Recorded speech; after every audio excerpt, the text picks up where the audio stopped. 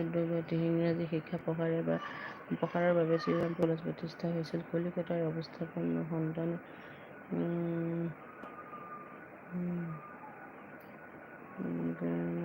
ইংৰাজী শিক্ষা গ্ৰহণ কৰাৰ বাবে বহু ইংৰাজী বিদ্যালয় প্ৰতিষ্ঠা হৈছিল। 1817 চনত প্ৰতিষ্ঠিত বিখ্যাত হিন্দু কলেজ বা প্ৰেচিডেন্সিয়েল কলেজ প্ৰতিষ্ঠাৰ মাধ্যমত আধুনিক শিক্ষা প্ৰদানৰ আহ্বান লৈছিল ডেভিড হেয়াৰে। তেওঁ স্কুল স্থাপন আৰু ভাৰতীয় ছাত্ৰৰ উপযোগী পাঠ্যপুথি ৰচনাত গুৰুত্ব দিছিল।